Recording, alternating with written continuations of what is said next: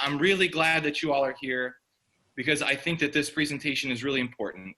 For those who know me, you already know my connection to the deaf community. I see a few unfamiliar faces. So I'm Jacob Buchwald's pastor at Claremont United Church of Christ.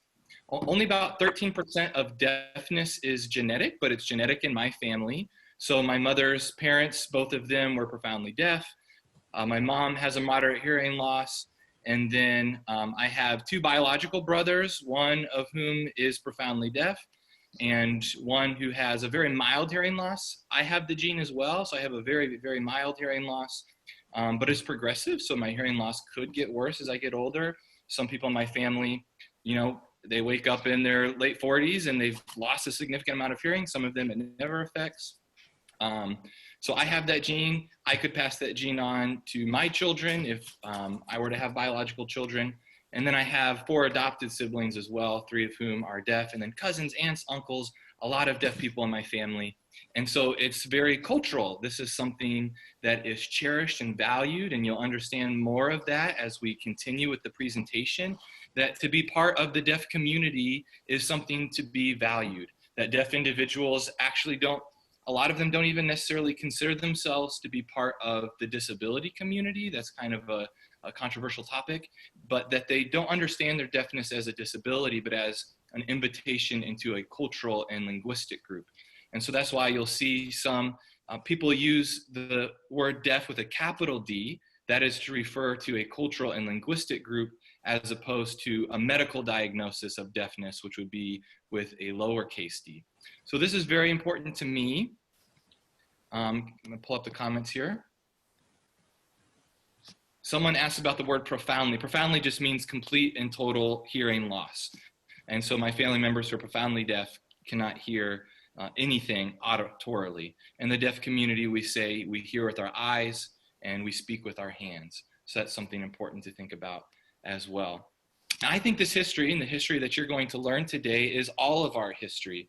As we talk about race, a very important conversation in our country, the history of the African American community is not just their history, it's all of our history, because we have played a role in what has happened in this country. And you will find that the history of the deaf community is the history of hearing people, because hearing people have played a role in the access to education and opportunities that have been presented to deaf people. And I talk to a lot of people who come to this understanding of, you know, there's kind of a day when you realize that you are hearing and that you would describe yourself as a hearing person. So if that's not something you ever considered, that you are a hearing person, today might be the first day you understand yourself as a hearing person. So I'm going to share my presentation. About and about how, I don't know if you, how much of any of that you heard. All right, I'm just going to go ahead and take some time to mute everybody who's not already muted. All right. You all could help me out with that. Thank you. Okay, can everyone see the screen that I have shared? Yes, okay. So our journey through deaf history begins with someone who you should recognize. This is Socrates.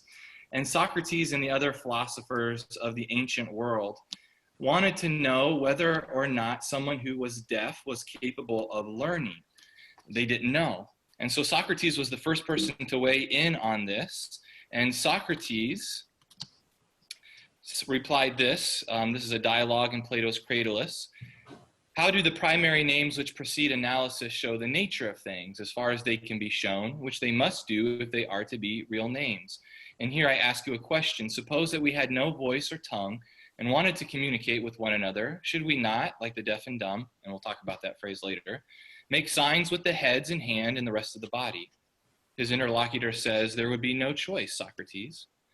We should imitate the nature of things. The elevation of our hands to heaven would mean lightness and upwardness.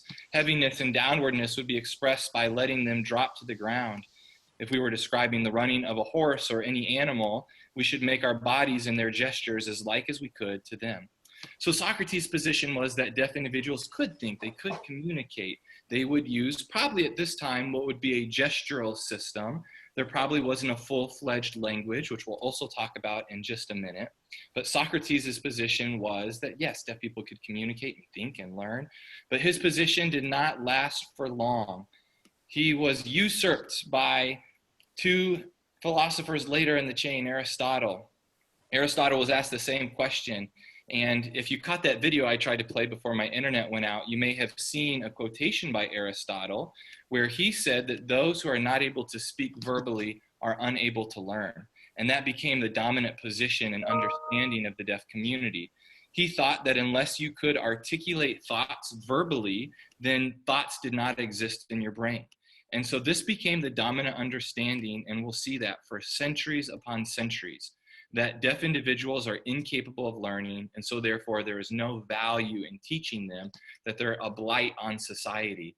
And this is in other cultures besides the Greco-Roman culture. So for example, in Hebrew thought in the Talmud, the rabbis considered deaf individuals to be among those who had learning disabilities as exempt from following the Jewish law, because they thought, deaf people can't learn the Jewish law, and so therefore they should not be required to follow Jewish law. So this was BC, 400s BC. We're going to go all the way to the 1400s AD. So we're talking almost 2,000 years before anything changes.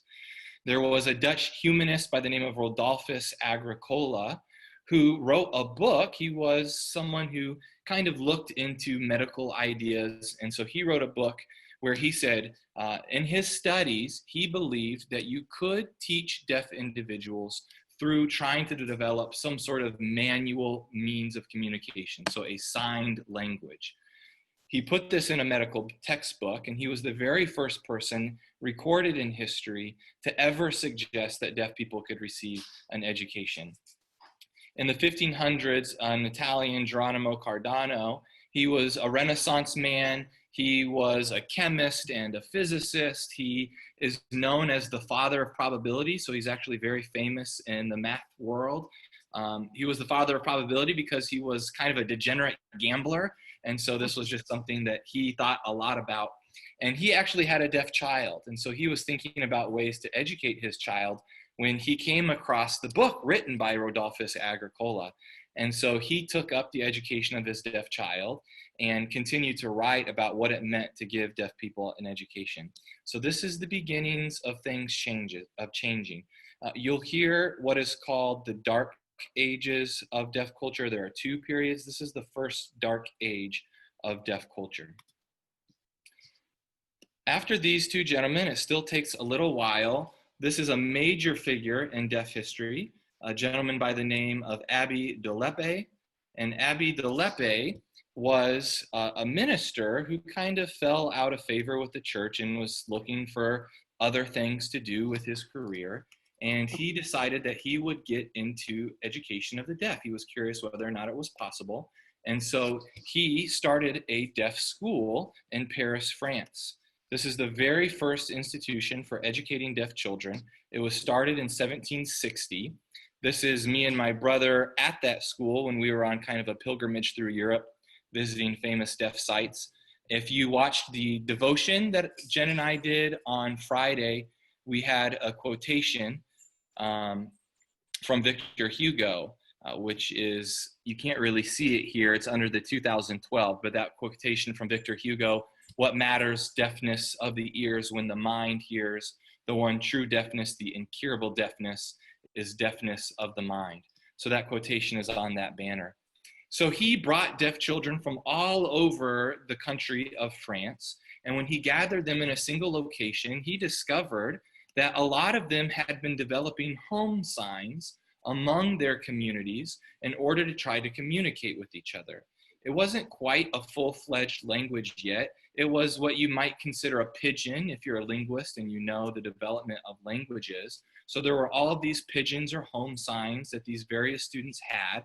They were gathered into a single place, and that's when French Sign Language started to develop, was at this school, that when they gathered all these people from the deaf community, they had an institution where they were learning, then that's when French Sign Language started to develop.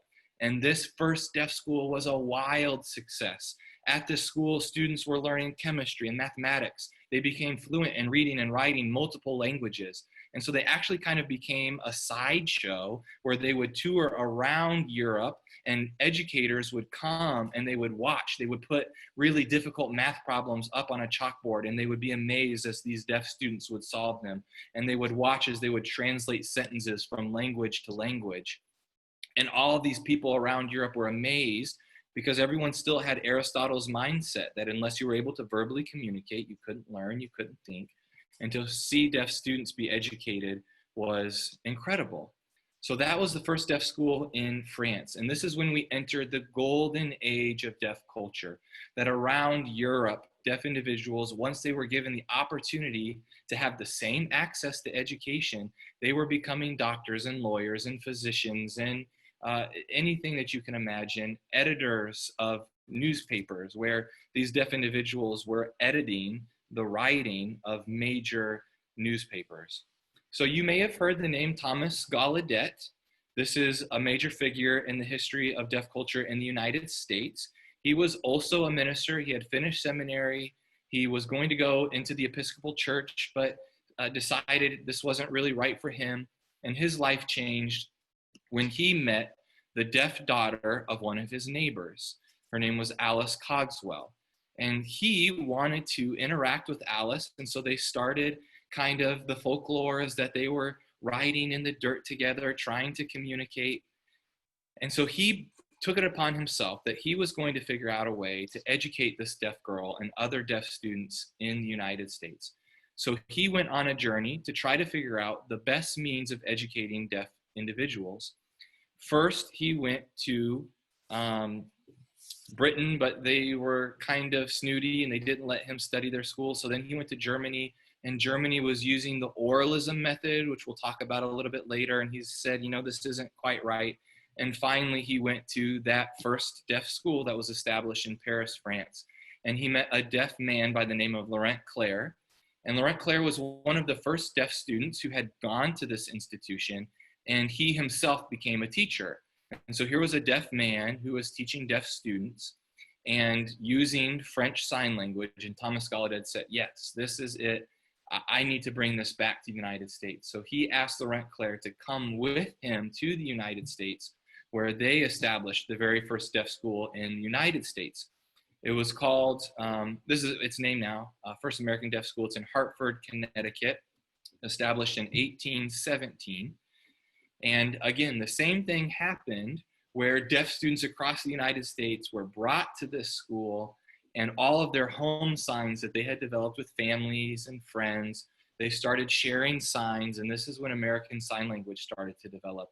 And we'll talk about what it means for that language to be a fully fledged language. A very common misconception is that sign language, American Sign Language, is coded English, that each sign represents an English word. That is not the case at all. Sign language is its own language. It's not just a way to try to communicate English. And in fact, there are over 180 different sign languages in the world. And the sign languages in each country, they don't correlate to the spoken language of that country. So Spanish is the language spoken all across Central and South America and in Spain. But when you travel through Central and South America, each country probably has its own sign language. So Guatemalan Sign Language is going to be different than Mexican Sign Language, which is different than the sign language of Brazil to Chile. All these countries will have their own. American Sign Language is actually used in Ghana and the Philippines, because just like Laurent Clerc came to the United States to help start deaf schools here, educators for the deaf went to Ghana and to the Philippines to start deaf schools there. And so American Sign Language was transported there. So it doesn't follow the same language patterns for the development of spoken languages.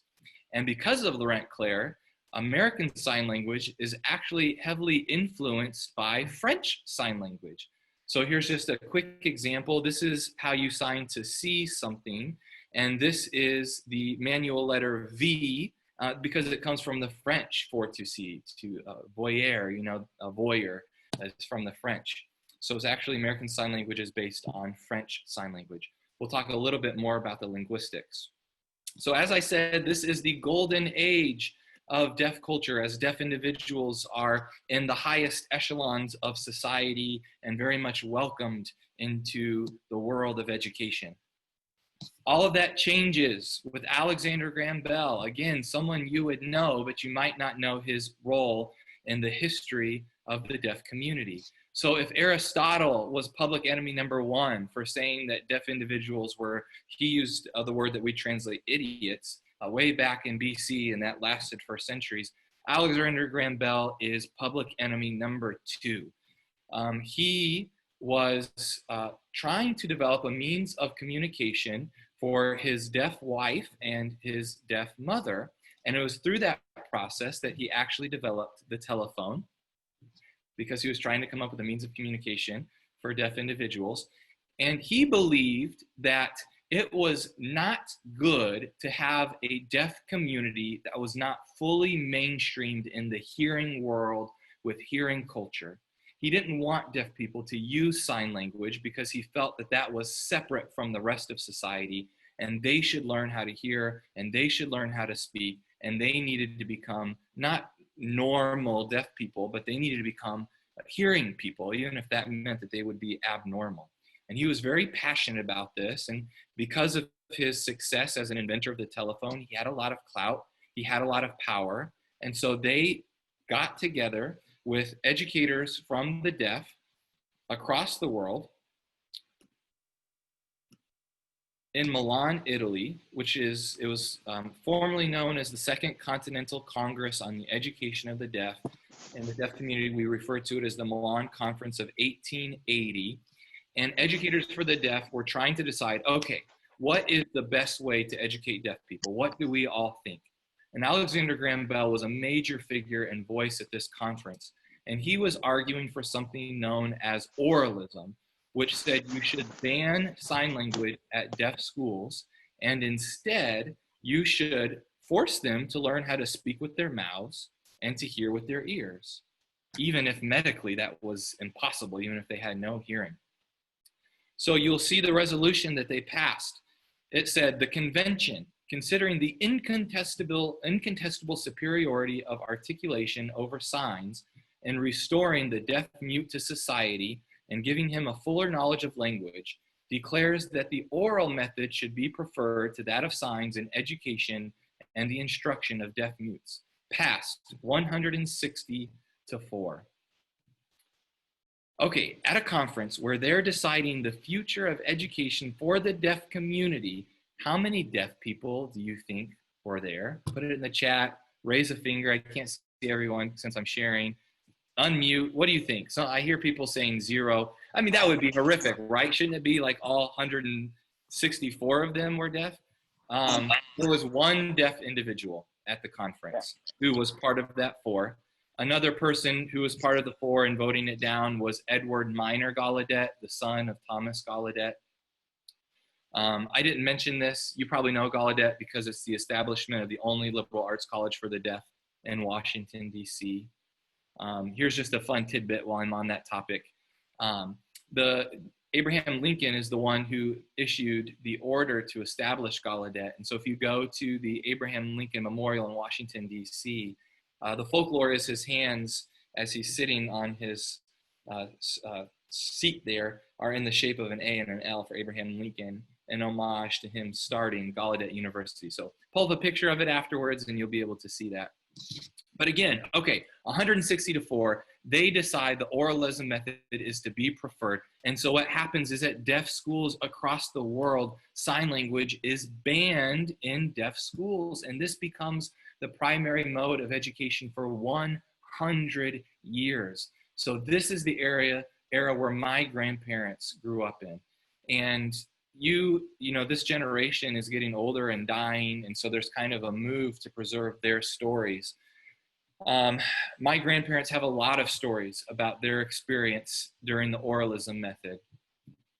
So for example, here's just a quick period, the rise of oralism. They would shove instruments down deaf individuals' throats to get them to open their mouth wider so that they could articulate better. My grandfather has a story of having an instrument shoved so far down that he vomited.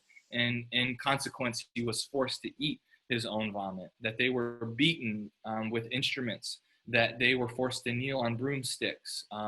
My grandmother passed on a story to where at night in the dormitories, they would gather together under the moonlight because some of the deaf students did know sign language. They came from deaf families. Most of them didn't. I told you at the beginning, 13% of deafness is genetic.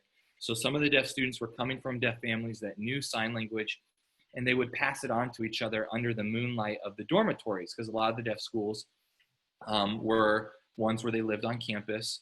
And they would always have someone who would look under the door to make sure that no one was coming, the dorm house parents, to catch them.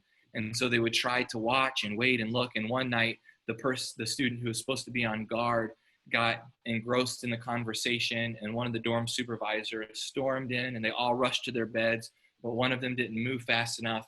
And so the supervisor hit her, and she flew across the room and was carried out of the room after that. And they never saw the student again. And they later discovered that she had hit her head on one of those metal radiators in the dorm room and died that night. And so that was a story that was passed on in the deaf community. My own grandmother died in the name of language during this period. She was a hypochondriac, and so she was often at the doctor's. And she went to a doctor who refused to hire an interpreter. The accessibility laws didn't exist then. Doctors didn't have to have an interpreter. So the doctor refused to hire an interpreter and refused to write back and forth with her because he said he didn't have time. So he just gave her a medicine, and the medicine had a lethal drug interaction with another medicine that she was already taking. And so she died at the age of 35 in the name of deafness and language. So you can talk to people of this generation, and they will have so many similar stories. This is a video, no sound here, that I'll play. It's of during the late 1800s, the president of the National Association of the Deaf, his name was George Viditz. And he said that all deaf people should go out and spend their money buying a camcorder, and they should record themselves signing because they needed to preserve sign language, because they didn't know, because of oralism, whether or not this language would go extinct. And so he is sharing that message to the deaf community, and he's saying that the noblest gift given by God to the deaf community is their language, and it needs to be preserved. Alexander Graham Bell was influential in the eugenics movement. I'm sure this is also something that you didn't know. And so he supported the publication of a lot of articles and research, and did some himself, on eugenics, believing that deafness needed to be wiped out from humanity. And it was the work that he supported that influenced the eugenics movement in Nazi Germany.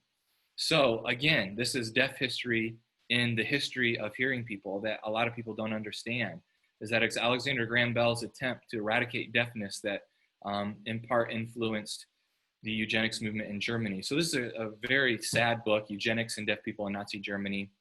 It happened here in the United States as well. This book has letters. Clergy were implicated in this, where clergy colluded with family members to convince deaf people that they needed some sort of surgery, and they would go in and forcibly sterilize them without their consent or knowledge. There was a belief that deaf individuals they passed laws that deaf people couldn't marry other deaf people, and this was an attempt to eradicate deafness. Based on what I said earlier, why is that really stupid? Most deafness isn't genetic. You stop deaf people from marrying deaf people, it's not going to eradicate deafness. All right, so 1880. In the 1960s, a linguist by the name of William Stokey began studying sign language. And he said, wait a minute, we have got this all wrong. The primary idea was, sign language is just this coded form of English. You can't really use it to learn. You should be teaching deaf people English, not American Sign Language. And he said, the linguistic community and the community at large doesn't understand sign language at all. This is actually a full-fledged language with its own grammar, with its own syntax, that's capable of conveying the most abstract of ideas. And so he published a book, and the linguists of the world were kind of the first ones to understand what American Sign Language and other sign languages in the world actually were, that these were their own languages. So I'm going to teach you just a little bit about the linguistics of sign language. So we know the word phoneme. A phoneme is the smallest. A phoneme is the smallest part of. What's a morpheme? A morpheme is the smallest part of language that can communicate meaning. Phonemes are kind of the sounds that we use to make up morphemes. And so this is kind of a primer on ASL phonology. What are the parts of a word that help us create morphemes to create meaning? The first is hand shape. So someone just in the chat, throw out a word, any word, and I'll teach you how to sign that word. I'll just take the first one in the chat here. Someone put a word in the chat. All right, pray. Okay, so this is the sign for pray. It's influenced what we understand of prayer. So this is the word pray. So the first phoneme here is hand shape. And so to say the word pray, to communicate that word, you have to use this hand shape. You can't use this hand shape, so this is not how you sign the word prayer. This is to have a spat, and so you can't use this hand shape. This is to meet. You have to have this specific hand shape. This is prayer. Then it's the location on the body. So the word prayer is right in front of my face. If I were to do this, this would be to plead to God. If I were to put it down here, it just wouldn't have any meaning. If I were to do it over here, I would look super weird. The location on the body matters. So if you're trying to say the word prayer, you have to do it right here in front of your body. You can't put it over here. The next phoneme is movement. So this is the word to pray or prayer. This is doing it twice is like someone who's in the midst of prayer. And so the movement matters to communicate meaning too. Palm orientation is the next one. So I couldn't do my palms like this. Again, this would be as if you were just speaking gibberish. If you did this, you would look weird. No one would know what you mean. Your palms have to be oriented this way. And finally, this isn't necessarily a morpheme, but it's a very important part of American Sign Language's non-manual markers. So a lot of times when people are watching interpreters in presentations, so if like you were watching the interpreters and the various governors who are doing COVID-19 presentations, a lot of people are like, oh, wow, that interpreter is so expressive. It's so interesting. It's not that they're being silly or overly expressive. That's just part of the language. Your expressions communicate meaning. So if you were to ask a who, what, where, when, why question, it's imperative that your eyebrows go up. If you were asked a yes or no question, your eyebrows have to furrow down. Even those minor movements of your eyebrows are critical for communicating meaning. Other examples of the linguistics are the fact that your space in 3D space matters to communicate meaning. So if you were to sign large, that would be if you're yelling. If you were to reduce your space of sign, it would be as if you were whispering. American Sign Language is very beautiful. It's very poetic. You can communicate a lot. There are a lot of actors and performers who talk about how sign language allows them, when they learn it, to express things in ways they never knew were possible. When you are setting up direct and indirect dialogue, you establish people in different frames in three-dimensional space. So you can set someone up over here. When you're talking about that person, you shift your body this way. So all of those minor body movements communicate meaning. The word order of American Sign Language is different. So we do subject, verb, object in English, but in American Sign Language, it's different. So if you were to draw the picture of the boy climbed the tree, what would you draw first? You can put it in the chat if you want. My guess is that you would draw the tree first. And then the second thing that you would draw is you would draw the boy. And finally, you would draw something to indicate the upward direction of this boy's climb. That's the word order of American Sign Language, which is a very visual language, is that it's object, subject, verb, rather than subject, verb, object. So again, this is not coded English. It uses an entirely different word order.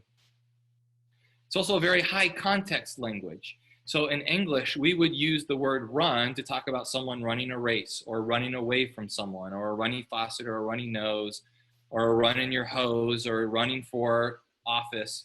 Each of these uses of the word run has a different sign in American Sign Language. So you can't just say, oh, how do you sign the word run? Well, it depends on how you're using it. Context is everything in American Sign Language. Okay, that's just a brief primer on the language itself. Remember, oralism starts in 1880, and it's not until 1976, almost 100 years later, that the first deaf school in Indiana decides, you know what, oralism isn't working. Trying to force people who medically can't hear to hear and to talk who can't talk is absurd. And we need to think of something else.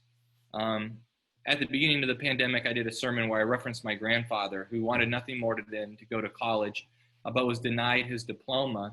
And later in his old age, he found in his records at the Iowa School for the Deaf that his transcript had been stamped, cannot speak, diploma denied.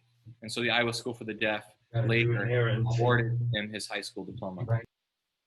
Okay, something was developed called total communication. And what total communication said is that, okay, we will try to educate deaf students using sign language, but they should learn English as well. And so we will sign and talk at the same time. What you just learned about sign language, why would that be a problem? It's not the same word order.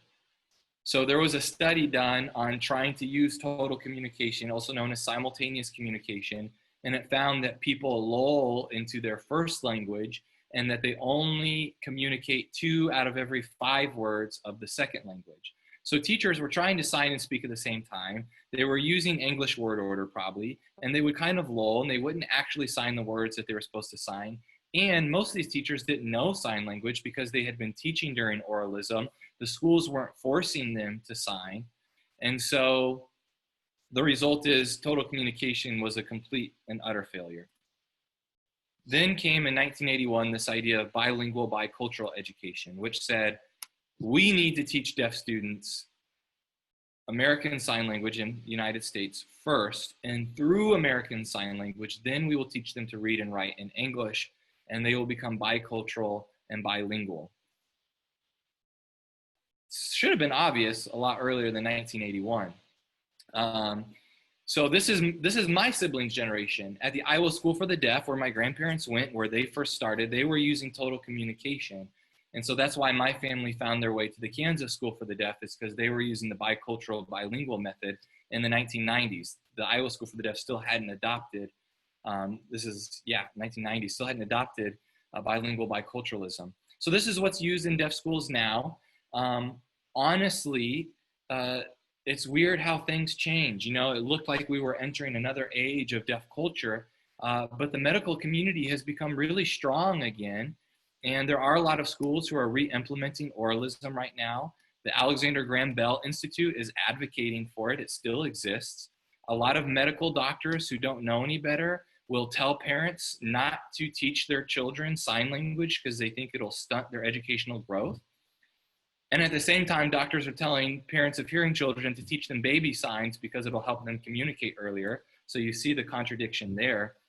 So there is still a fight right now for the preservation of deaf culture and deaf language, because there's still an assault on it by people who are misinformed and uninformed and think that they need to force deaf individuals to become abnormal hearing people rather than to allow them to become normal hearing people who, if given the opportunity for an education, can become anything they want to be. So my deaf brother has an Ivy League education, is a professor, is finishing his PhD at Princeton, and is bilingual bicultural. He uses American Sign Language as his primary means of communication. He is profoundly deaf. He does not lip read. He does not, and I'll talk about that. Lip reading is actually kind of a myth. The people who are very successful at lip reading are those who probably were deafened late in life and so had exposure to spoken language, or who have some residual hearing and can complement their lip reading with their auditory abilities, There are some profoundly deaf people who are very good lip readers, but that's not universally true. So it's very important not to make an assumption when you meet a deaf person that they're capable of lip reading. Most or a lot are not. There was a study done that only 20% of the movements of the English language on the lips are clearly discernible from other words. And so kind of a fun test that people do with this is to say, okay, what am I saying? And they'll say, and everyone's like, oh, you're saying I love you. Like, no, I'm saying olive oil or olive juice, which looks like I love you. And so that's something to be careful. If someone's asking for olive juice and you think they're proclaiming their love to you, you might get into trouble.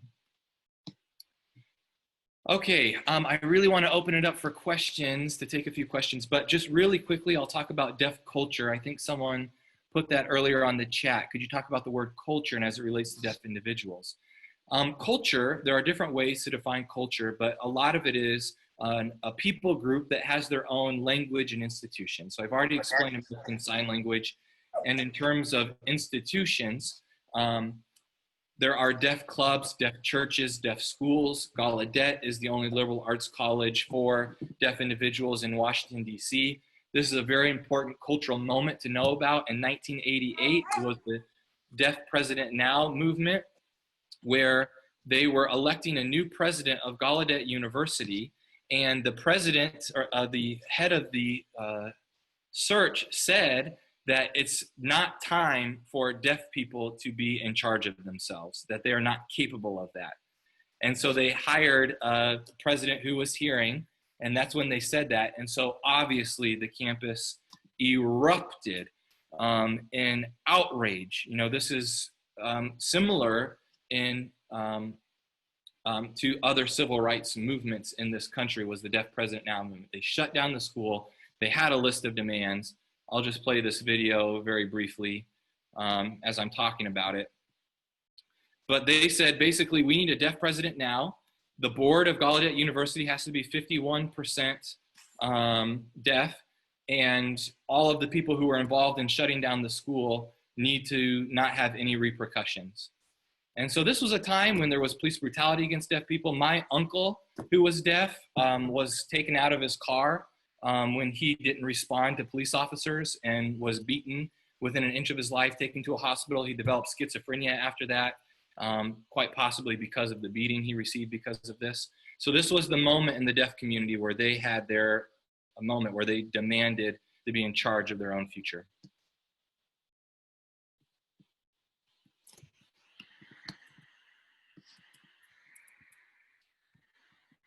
All right. Okay, I'm just going to stop the presentation there. Other forms of the community are American Sign Language storytelling. So American Sign Language churches, where churches are entirely in American Sign Language. That's my background, and we would use deaf cultural forms of worship. Instead of singing songs and hymns, we would do storytelling and poetry.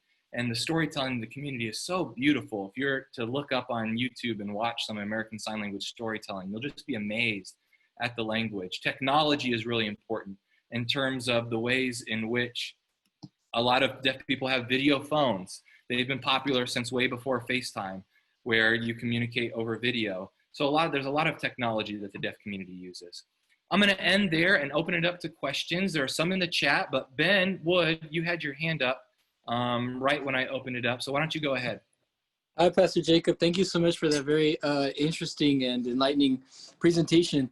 I'm not sure if you heard, but my partner and I, we just had a baby in July. He's now 10 weeks. And the doctors have told us that he has hearing loss. And so we have been kind of facing that uphill curve as far as learning goes.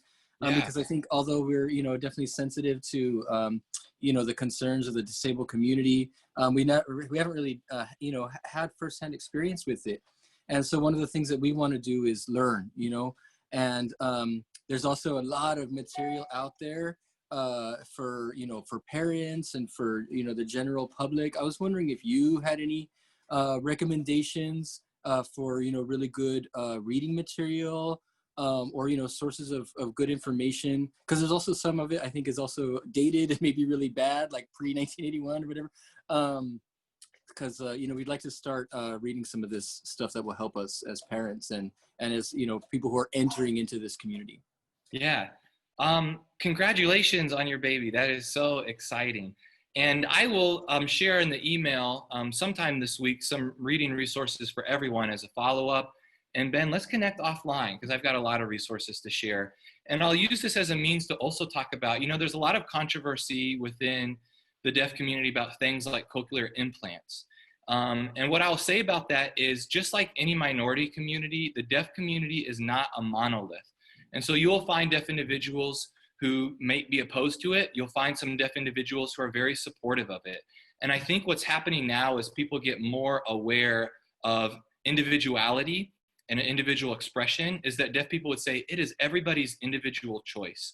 And for some, cochlear implants are a very good option because they have the biological wiring in their brain that will make it very successful. And so that should be encouraged. Hearing aids should be encouraged. For some deaf individuals, that doesn't work. And so it's basically, it should be individual choice, and you should allow people to be the fullest expressions of themselves. That if they choose cochlear implants, that is great and wonderful, and they should have access to education and thrive as full humans. If their choice is they're profoundly deaf and that's not something that they want to pursue, then you should allow them to be themselves and have their own language option and fully thrive as an individual. So I would be curious to learn the level of hearing loss for your child, Ben, and there might be a lot of options for medical technology that would help your child to hear better. And I would just say, in terms of the deaf community, that would be supported and looked upon as something that's good if that was the family choice. Something that's done in Scandinavia that's not done in the United States, because we're always so behind on human rights issues, is that when a child is born with deafness of any degree, they send in a deaf advocate for that family to say, hey, this isn't bad. Your child is going to grow up to be an incredible person. Here's a deaf individual to learn from and to have as a resource, and they'll teach you and talk to you about it and answer all of your questions. I think we should do that in the United States, but we don't. So let's connect after this, and I would love to talk more. Sounds great. Thank you. Yeah. All right. I'm just going to zoom through some of these questions. Is the deaf community struggling with wearing masks? Yes, but not necessarily for lip reading, but because of facial expressions as well. It makes it difficult to get the meaning. Then the show West Wing, Marley Matlin's character has what would be an interpreter. Translation is with written documents. Interpreter is with spoken languages or sign languages. Are they translating accurately? Great question. This is another topic of controversy. Interpreters are awesome. The reason why in the deaf community we believe, not everybody, I do, in the importance of having deaf churches where the sermon is in American Sign Language rather than interpreted. Interpretation is great. But there's a study outdated now. At the state level, there are certifications 1, 2, 3, 4, 5. Interpreters in the school only needed to be a level 2.5, which is an average of level 2 and 3. And they found that these interpreters were only translating 10% accurately from the source language to the target language. And so, wow, 10%, that's horrific. There are great interpreters, there are terrible interpreters. I think the level of educational requirements and expectations for American Sign Language interpreters needs to be better. So if you're using an interpreter, hopefully they're doing a great job, but don't make the assumption that the person you're speaking with who's using an interpreter necessarily is getting their point across as best they could if you were using the same language. That's not a dig against American Sign Language interpreters. I'm a certified interpreter. There are some really good ones out there. But just like any profession, there are some really bad ones too. It seems that full integration of deaf people into larger society, that those of us who are hearing should become bilingual, bicultural. Amen, Peggy. That would be starting with this presentation, I think, is good for you all just to know this is a linguistic and cultural group. Why not seen as a disability by some? Again, this is something where the deaf community is getting better. The reason they didn't want to be seen as a disability community is because they didn't want people to think that they needed necessarily alternate modes of education if someone had a learning or developmental disability. Because a lot of time deaf students were put into a classroom with people who had severe learning disabilities just because they were deaf. And so it was just kind of a way to say, hey, we're not disabled. We talk with our hands. We hear with our eyes. You need to treat us exactly the same as everybody else. They're getting better at this, and I think it's important because the disability community needs everybody to work together. And so rather than trying to distance themselves, the deaf community is saying, hey, the fight for greater access is all of our fight. And so now there's more of an identification with the disability community, just as a way to say, we've got to make greater access for everybody. Because they were the ones who made it possible to communicate. Remember when they weren't letting the phone lines and stuff when they did that strike? That's how they communicated. The deaf. Oh yes, that's right. Through sign language. Yeah, thank you, Marcy. What was that on? You know, oh my gosh, why is his name escaping me? The gentleman from Iowa who pushed forward the accessibility laws had a deaf brother. And so, you know, the deaf community has been involved in a lot of the movement for greater rights in the wider disability community. What are your thoughts on deaf representation in media? Very similar to representation with other minority communities. There's a lot of times when deaf individuals are portrayed in media and deaf people aren't given access to those roles. So there's not a lot of roles for the deaf community, and some great, I mean, wow, if you were to watch some deaf performers, they are incredible. And it would be great if the deaf community had greater access to Hollywood. Of course, there was controversy when The Shape of Water won Best Picture, and Sally Field won as well. Just this idea that it could have been a deaf actress. Yes, the character is mute, and not deaf, but it could have been a deaf actress. Oh, in my presentation, I have a test where I say, okay, what does the deaf community want to be called? Deaf, deaf mute, hearing impaired, deaf and dumb. When I give that test, a lot of people always say hearing impaired. That's just because that's the language we know. That's not the term that most deaf people, again, the community is not a monolith. Some people like the term hearing impaired, but hearing impaired implies there's an impairment, there's a deficit. The focus shouldn't be on the deficit. The deaf community likes to be called deaf. Deaf mute isn't a good term because most deaf people have the ability to use their vocal cords. And deaf and dumb, if you think that's good, then I failed at this presentation.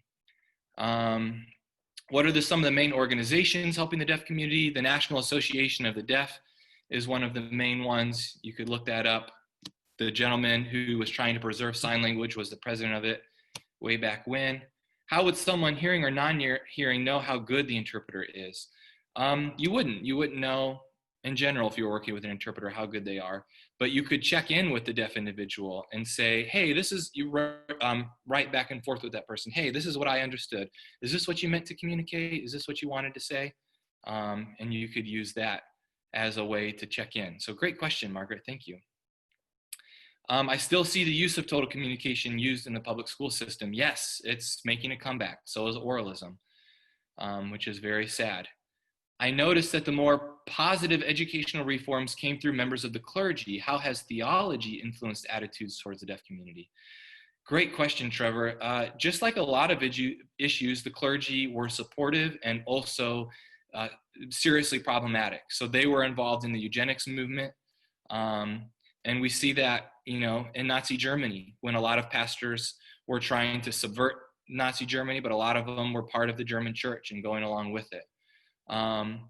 And I think theologically what we can do, you know, a lot of clergy are still the problem today. There are stories of pastors who want to heal their congregations of deafness, who believe in healing of deafness. And so just kind of having progressive views of disability and reframing things. If you caught my sermon in March on the healing of the deaf man, reframing it as what we need is access to community, access to language, access to opportunity. Kathleen, individuals tend to look at the other and distance themselves. I think that's very much what was going on, and we're trying to change that. All right, 9:55. Reach out to me with any other questions that you have. Would love to communicate with this. Really appreciate your opportunity here to share with you and for you all to learn more. So feel free to ask any other questions in the future. Appreciate your time, and we'll go ahead and transition into worship. So thank you, everybody.